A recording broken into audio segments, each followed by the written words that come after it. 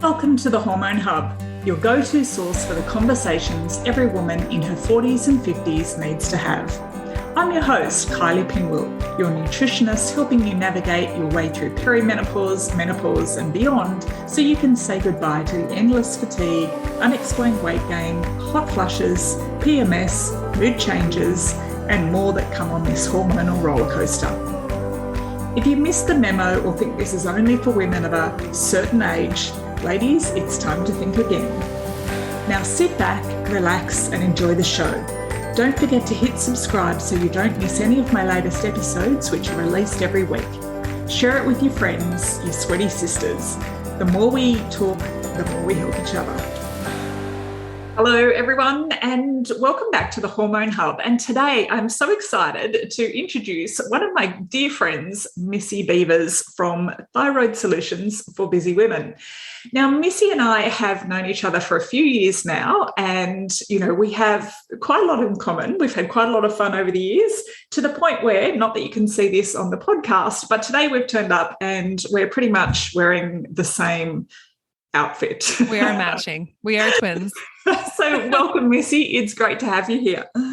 Thank you. It's so fun to be here, and welcome and hello to all of my new friends. So happy to be here.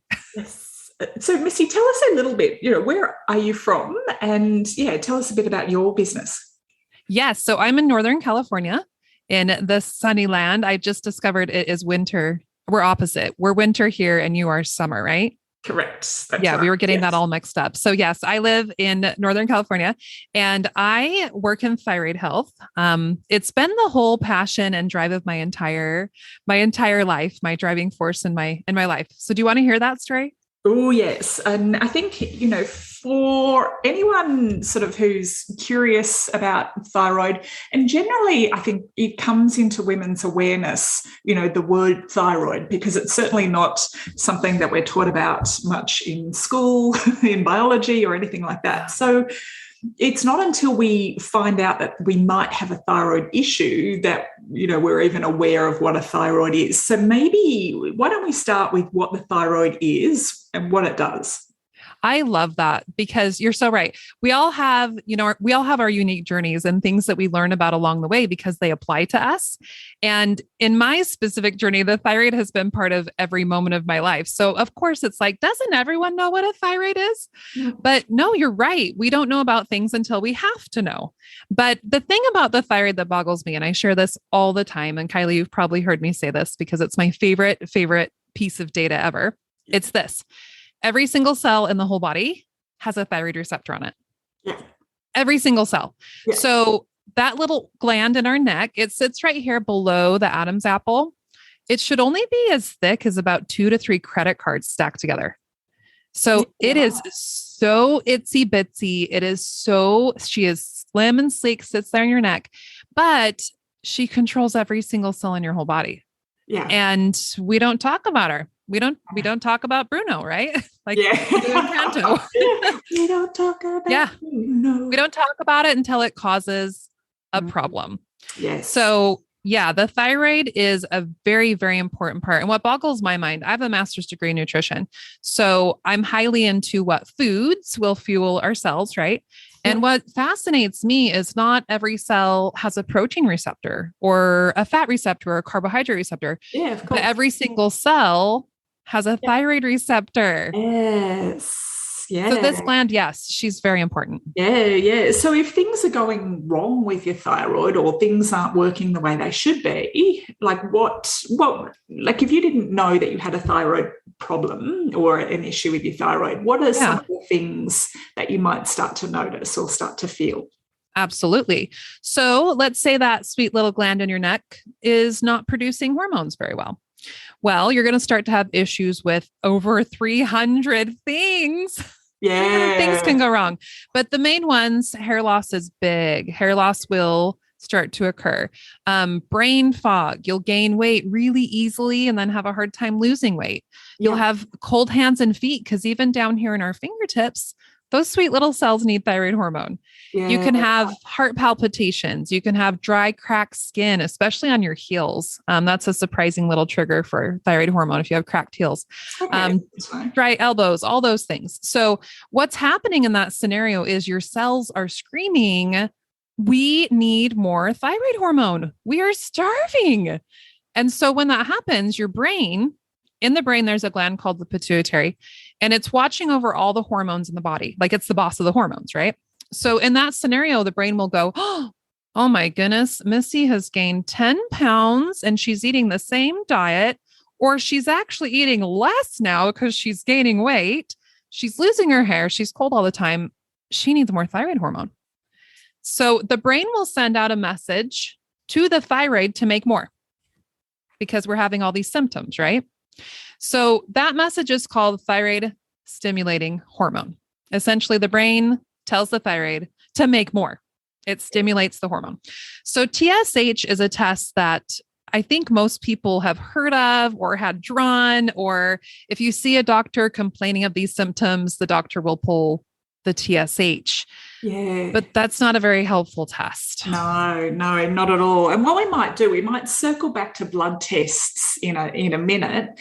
But I think, you've probably got a whole bunch of ladies sitting there going, oh yeah, the hair falling out. Yes. The weight gain definitely is one I hear all about.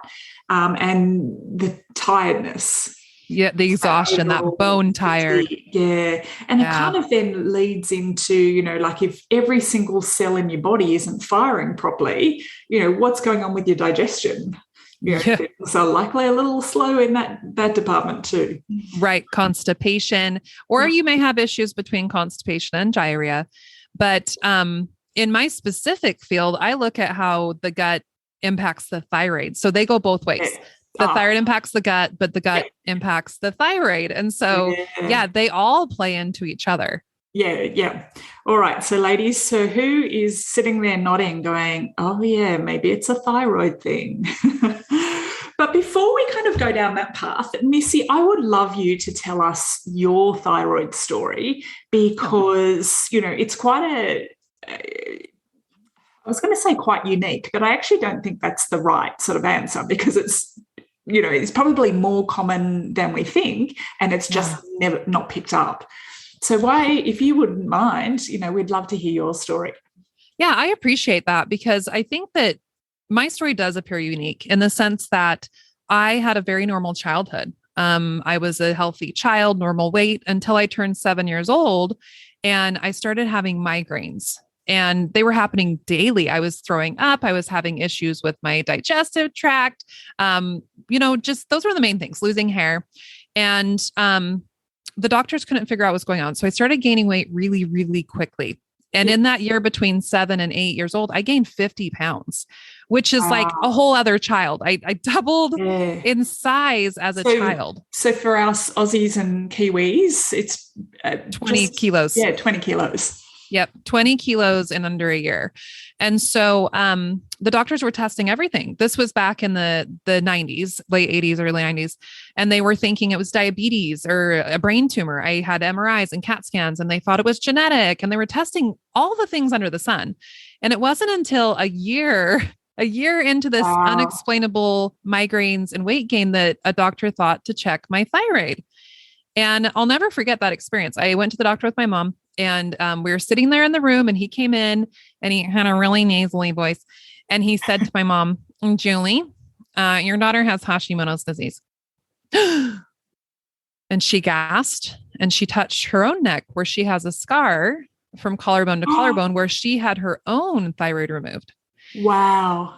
So my mom had Hashimoto's and lost her thyroid because of a massive goiter right after I was born. So to say that to my mom is like predicting a really horrible future for her child. So that memory for me is so augmented with fear and confusion and like not really sure. So he hands my mom a prescription for Synthroid and says, she'll take one pill a day for the rest of her life. And this is not reversible. It's not curable. She'll never get better.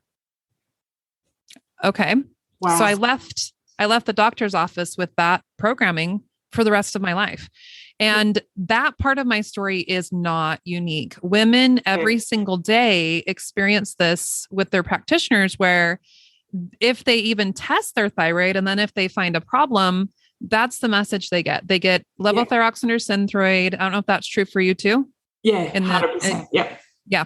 They're the most commonly prescribed in the world, but they get, a T4 medication like those. And then they're told that there's no other solution. This is the only thing you can do. You'll never get better. Diet doesn't affect the thyroid. No, sir. You can't fix this, right? So I know, right? So I left there with that message at 8 years old and started taking 1 pill a day for the rest of my life, like he had prescribed. The headaches got better, but that's it. I kept gaining weight. And by the time I was a senior in high school, I weighed over 275 pounds, which in kilos, that'd be about 130, I think. Wow. Something like that. 130, 140. I can't even imagine. Right. And so sorry, ladies, you can't see Missy, but she's this gorgeous, beautiful blonde, very Californian. Yes. I weigh less now than I did when I was 12. So it was such a struggle. And what was frustrating is we were doing all the right things. They were sending me to dietitians and they had me on every diet under the sun, but the scale just kept going up along with my thyroid dose. So after I graduated high school, that's when I was like, you know what? The meds aren't helping. The doctors aren't helping. I'm going to become a dietitian. So I went to college to become a dietitian. And this part of the story is so funny. I got obsessed with the food pyramid. What do you have in Australia? We also have the food pyramid used by dietitians, not used by me or any of my clients. Amen. I've since burned it to the ground, but the food pyramid is a very poor structured, poor structured. What would you call that?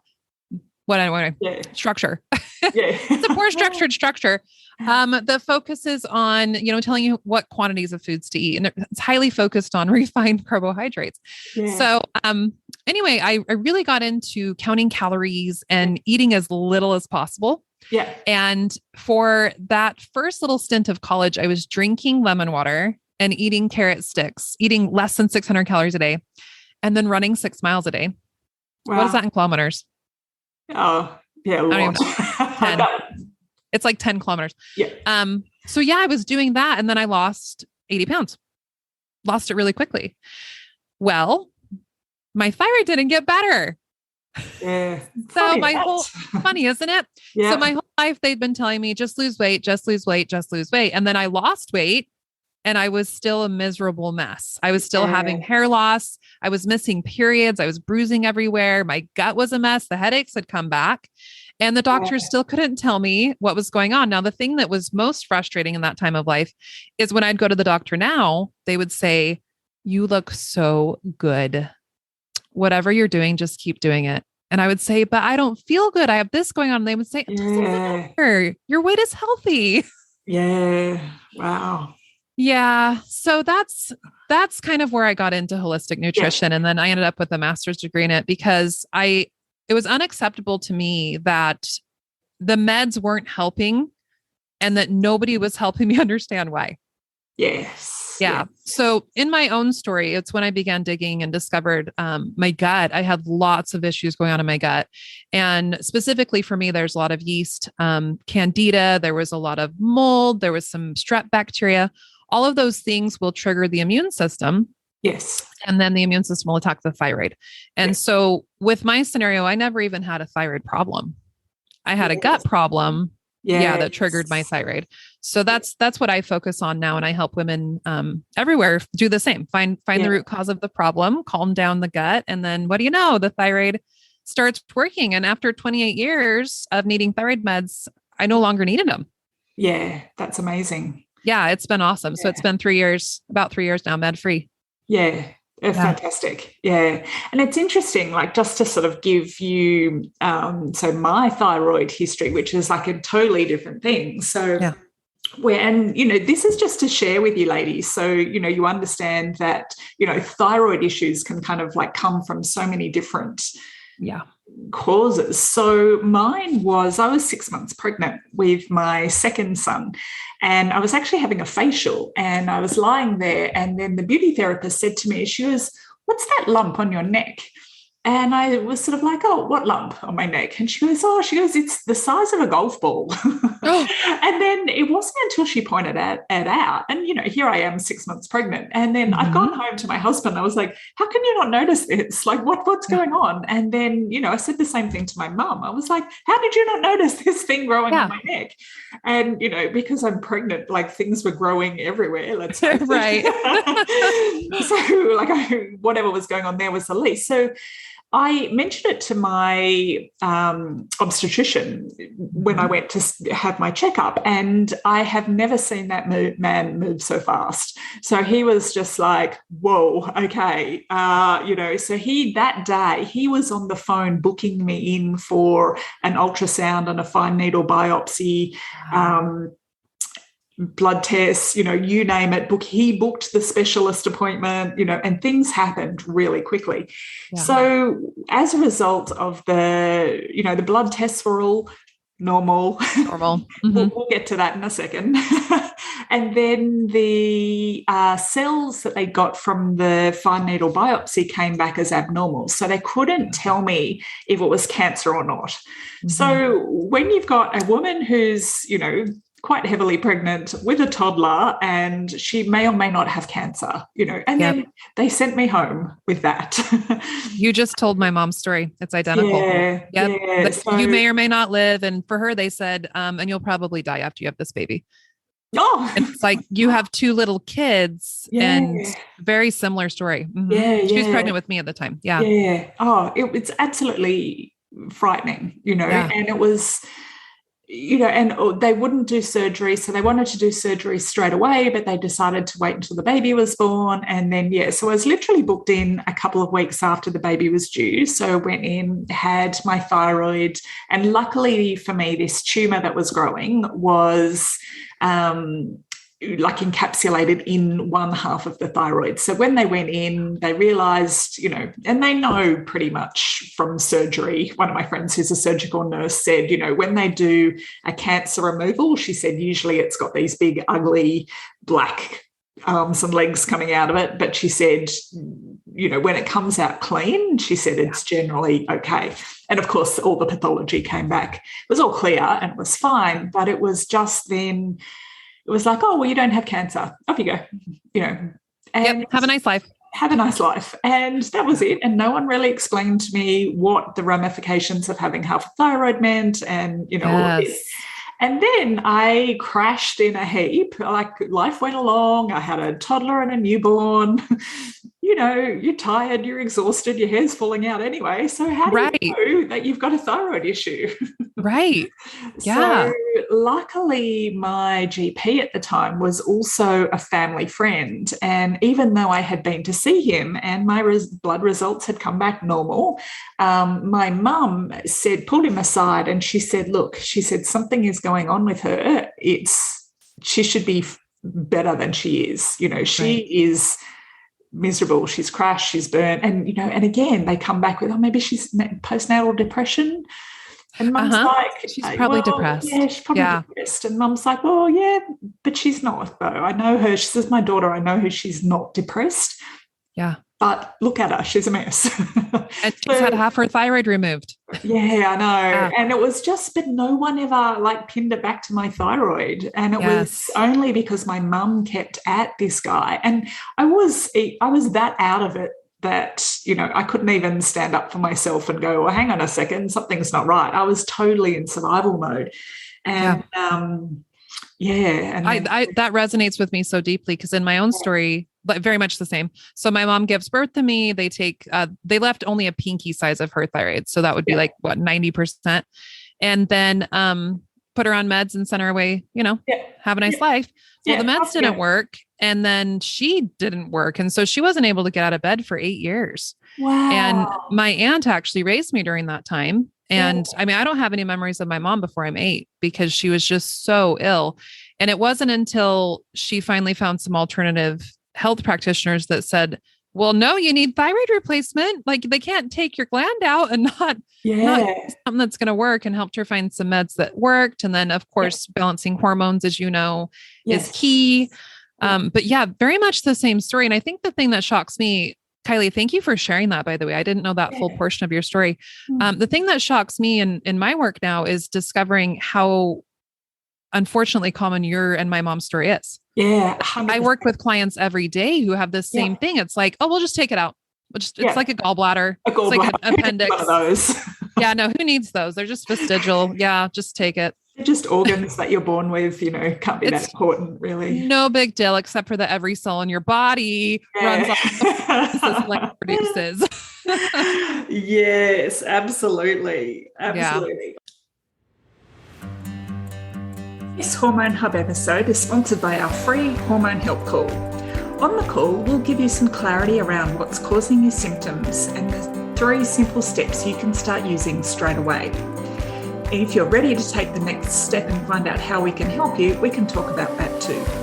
So if you're constantly feeling tired, struggling with weight gain, PMS, mood swings, bloating, not sleeping at night, cravings, anxiety, all the things, we're ready to help.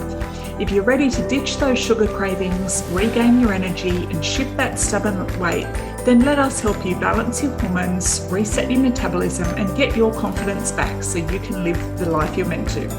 The link with the details to our Hormone Help Call is in our show notes or over at kyliepinwell.com. All right, so now that we've kind of covered a couple of different scenarios of how thyroid things can come about, and trust me, there's probably 100 more different versions of, what Missy and I have experienced. So if, we've got a lady sitting there and she's listening to this and she's like, oh yeah, that's sort of that's, ringing a few bells. If she goes off to her GP, she has the blood test done and they come back and the GP says to her, honey, everything, well, I'm not going to call her honey, but everything's normal. So, all right. So where does she go from there? Yes. Chances of him calling her the wrong name are higher. Yeah, probably not honey. That's really old school. Oh man. I've had so many doctors that it's just like, you're just a number that you're just there in and out. And it's like, they'll call you any name. But anyway, yes, very common to have a TSH drawn and then be told that it's normal. Everything's fine. Yeah. And the reasons for that, and you'll have to tell me if this is true for you or not, but in the US, the TSH range is from 0.5 to 5. Yes. Is yours huge like that? It's huge. The range is ridiculous. The range is huge. And the way that they made that range, we have to understand this. It gets me so worked up. They had people who were experiencing thyroid issues. As we said, they're gaining weight, they're depressed, they're having anxiety, their hair's falling out, they're digestive upset, all these things, right? So those people came in for lab work and they said, all right, let's check the TSH of these people. And what they found is the people that are sick, the people who already have thyroid issues, have numbers in this range. And so that's how they set the thyroid range. They set it based on people who already have symptoms. Yes, because generally when you're healthy and well, you don't go to your GP. You don't get labs or blood tests. Yeah. We don't see the healthy people for numbers. Therefore, let's set the numbers on the sick people. Yeah. So what we know now from better research is people that are symptom-free and have healthy functioning thyroid glands, they're usually below 1 on TSH. So really it's like maybe to 1.5, 0.5 to 1.5. That's a healthy range. Yes. But this range that they're allowing goes up to 5. So what I see with my clients frequently is women will have numbers as high as 4.99. Yeah. And they'll go and see the doctor. Most commonly it's above 3 though. I see women that are anywhere from 3 to 4.99. They'll go to the doctor and the doctor will say, oh, it's within range. It's normal. Everything's fine. Yeah. And then they send you off. Oh yeah. With the caveat, let's just wait and see. Let's wait and see. Or our favorite, this is just getting older. Yeah. You're just getting older. It's normal to have these symptoms. Yeah. Why don't you eat less and exercise more? Yes. Yes. Just lose some weight. Oh, you should take a holiday. Yeah. That's one of my clients got that the other day. She's like, well, we've had our borders closed. I've been locked in my house. I can't actually take a holiday right now. Yeah, exactly. Can't do that. And there's something wrong. Yes. So yes, that happens. I think daily. And I mean, if there's probably a stat, it would probably be like every 10 minutes, a woman is told her TSH is fine, right? Yeah, Like, 100%. and it's not. And so I'm a big fan of requesting deeper testing. Great. And what we're looking for there, to go back to the thyroid. So the brain sends that TSH to the thyroid. So that test is only asking the question, is your brain telling your thyroid to function? Yeah. It hasn't actually told us anything about how your thyroid is functioning. It's just answering if your brain is telling you that. Yeah. So the brain tells the thyroid to make thyroid hormone. In a healthy functioning thyroid, and those who have a full thyroid, Kylie, you've got half of this function. Yeah. That message then will stimulate the thyroid to make T4. And I'm holding up 4 fingers if you're listening. So it looks like 4 iodines stuck to a protein. So now I have my fist in the front. It's a turkey. I'm making a turkey. So we've got these 4 iodines stuck to a protein. That's T4. Now, why do I care? Why do you care? Why should you care? Well, because that T4 that you just made a ton of in your thyroid gland, it can't be used by the cells. So as we were talking, the cells have a receptor for T3. So that T4 has to go into your gut and liver, and it gets converted into T3. That's what your cells can use. Now, most women are broken at that T4 to T3 conversion, which is why you can have a normal TSH. You may even have a quote unquote normal T4, but your T3 levels will be non-existent because you're not converting the hormones. Absolutely. And even for women like you, Kylie, it's very, very, very common to have your thyroid removed and then be put on a T4 medication like levothyroxine or Synthroid, which still is not converting. So you're taking T4 meds and you don't feel any better because you're not converting it in your gut and liver to the usable form. Absolutely. It's the active form of T3, ladies. That's the one we want to be looking at. Yeah, that one gets the fanfare and the cheers and the jazz hands. Yeah, absolutely. Yeah. Because that means, because it's active in all of your cells, it means it's doing something. Yes. So your TSH, your T4, they're not making you feel better, but your T3, that's the one that's active in all of your cells. So that's the one we want to be looking at. Right. And that test sometimes is like pulling teeth to ask your doctor for it. Most doctors are very resistant and they'll say, well, your TSH is fine. There's no reason we need to do that. And you really have to be an advocate for your own health and be proactive in asking for the right testing. Absolutely. Absolutely. And then let's touch a bit on thyroid antibodies. So when we were talking thyroid or autoimmune conditions, we're talking about Hashimoto's, which Missy was diagnosed. And then we also have Graves' disease, which is sort of like the flip side. And often I get women sort of saying, oh, if I get thyroid disease, I want the one that makes me skinny. But unfortunately, it's not that much fun either. It doesn't work that way. And it can flip both ways. I mean, you can gain weight on Graves too. So absolutely. And flip. I've had clients flip between the two. Yep. You can have both as well. And even in my career, there's times when I had hyperthyroid and it is not pleasant. It's tweaking. It's like being on meth. Yes. Yeah, 100%. So because everything's in overdrive. So when you've got the Hashimoto's, so everything slows down. And then with Graves, everything speeds up. So that includes your heart rate, anxiety. Your brain, your thoughts, everything. Yeah. It's complete chaos. It's not somewhere that I wish people to be. But yes, the antibodies, they're not a test that's commonly drawn and one that you have to really advocate for. But the antibodies are evidence that your immune system is attacking your thyroid and or it can impact your TSH in your brain. So it's just evidence that your immune system is creating the issue. But the thing that I like to share that's really important, we talk about the immune system. Like everyone knows we have an immune system. We all know where it is, but or what it is, but where is it? Where is my immune system? I mean, we know where our heart is and our brain. Where is it? It's just everywhere, right? Isn't it everywhere? It's hiding in there with inflammation. It's somewhere. So the thing that boggles my mind with the immune system is that 80% of it is sitting in the gut.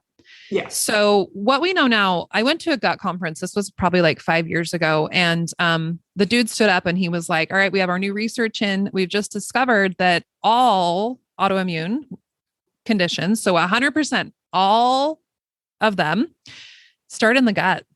Mm. And he says, how do we know that? Well, because 80% of the gut or of the immune, it's called lymph tissue that produces the immune cells. Yeah. It's in the gut. So he says, so if you're not producing immune cells correctly, then there's something in the gut that triggered that.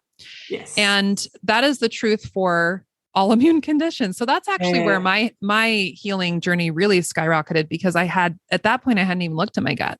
Yes. I was doing all of the other things, taking the iodine and doing the detoxes and all the things. Yeah. Right. And quite often, medications that we're put on, that can wipe out those immune cells in the gut too. Amen. And it can ruin the flora, and it can create issues with overgrowths of bad things that then create these antibodies to flare. So yes, I'm all about the gut and calming the gut down so that the thyroid can function. Yeah, absolutely. Absolutely. And, and I also think, we could talk for hours on this, but this is where, looking after your liver as well. Because, just getting that, I guess, sort of, if we step back, I look at women, hormones, we're looking at blood sugar, we're looking at thyroid, we're looking at, as well as our sex hormones.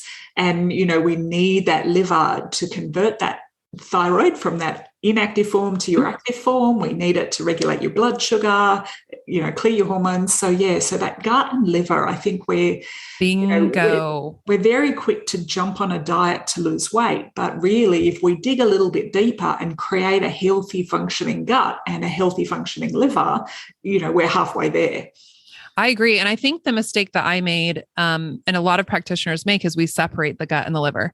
Yeah. And we pretend that we can just work on the liver, or we can just work on the gut, and we cannot. And especially with hormones, let's talk about estrogen specifically, because that is such a key player in thyroid function. Yeah. But with estrogen specifically, if you have imbalances in your gut, and this is something that I was struggling with, with yeast or with mold or bacteria parasites, we could go on for days with the list, and this is why testing is important, so you can uncover what it actually is. But those little infections will cause you to recycle your estrogen. So in a healthy situation, your estrogen is removed to your liver. Yep. The liver pushes it out into bile. The bile goes into your gut, helps you digest, and then you poop it out, right? Yep. Great. We're healthy. Our hormones are balanced. Our thyroid works. Everything's amazing. Yay. But in my case, and in a lot of women like me and women with thyroid issues too, the liver might recycle it to the bile, but once that gets in the gut, those nasty little infections will just pull it back out. Let's use it again. Yes. Yeah. Let's absolutely. raise those levels. Yeah. Because that's the thing. Like, if our body has made the estrogen, and our body has made, cholesterol's another one, our body's made it. So, it doesn't see it as a threat. So it decides that, I'll get rid of the things that I really need to get rid of, like all your toxins, but, we'll just recycle the other stuff because it's not going to kill us.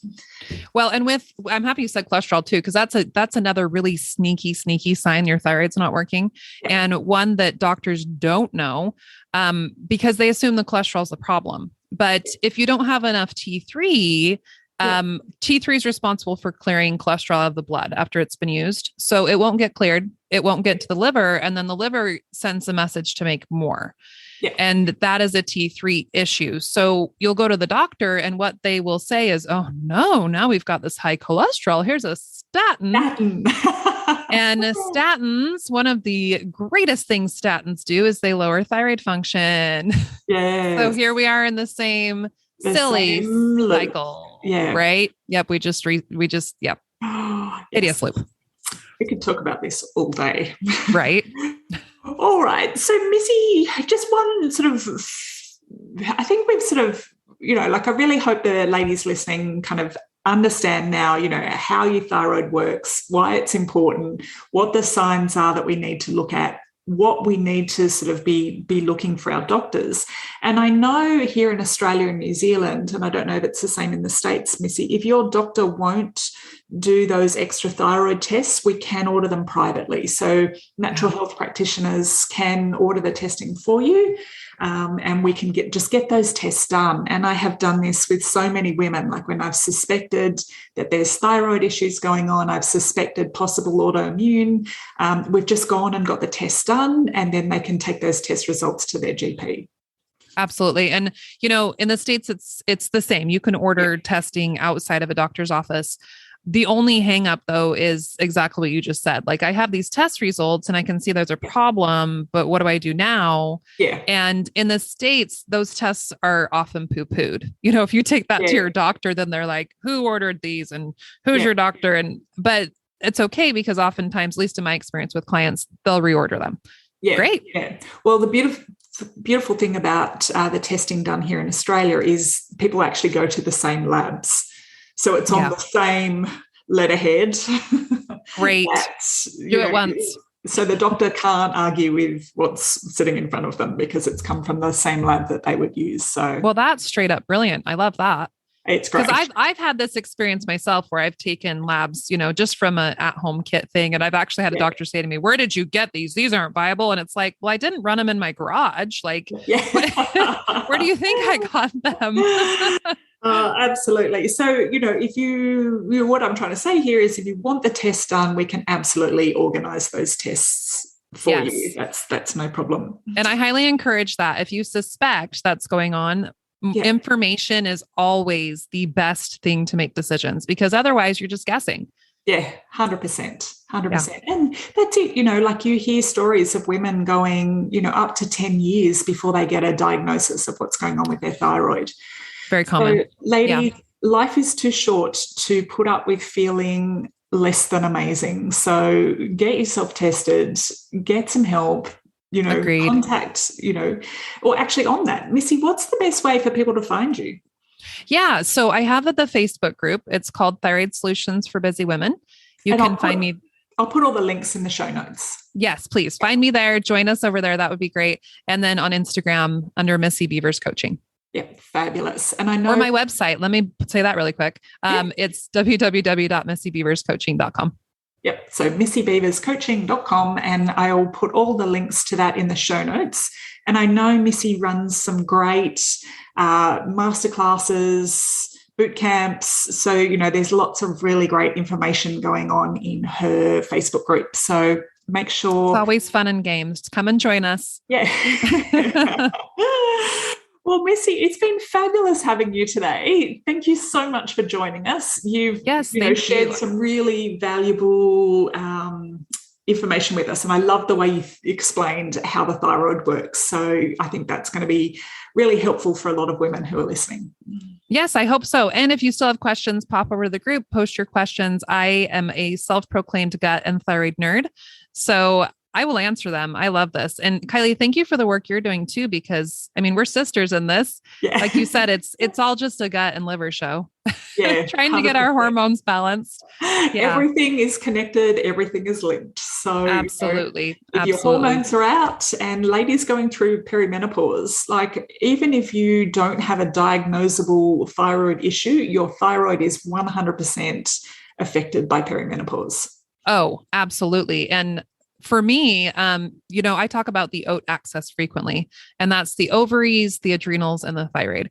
So yes. They're like a triangle. If you hold up your hands, you've got ovaries, adrenals, thyroid. When one of them isn't functioning, the other two are going to be a mess. So, right. With perimenopause, once your ovaries, stop playing the game, you better just plan on your thyroid and adrenals, pooping out too. Exactly. So we that's didn't even where touch on stress today, but that's a whole other episode. We didn't even start stress. That's a series of episodes, but exactly. So that's why with perimenopause, the thyroid, almost guaranteed their thyroid is going to show up as something, but it's not. We don't need to go after the thyroid is the point. Like, adding thyroid medication is not the solution. No. Balancing those things. Right. Yeah. And the awareness, I think, to support our thyroid with the right kind of foods. Exactly. Is really important. So 100%. All right. Well, Missy, thank you so much. It was great to have you. And all Missy's contact details I shall pop in the show notes for all you. All right. Thanks for listening, ladies. Okay, thanks so much. Bye-bye. thank you for taking the time to listen today. You can head on over to the show notes at kyliepinwell.com/podcast, where you'll find all the links, and I have a little bonus surprise waiting for you. Before we go, it would mean the world to me if you head on over to your favourite podcasts channel, subscribe and leave a review. Make sure to screenshot it, DM it to me so I can thank you personally. Then stay tuned for next week's episode. Can't wait to see you then.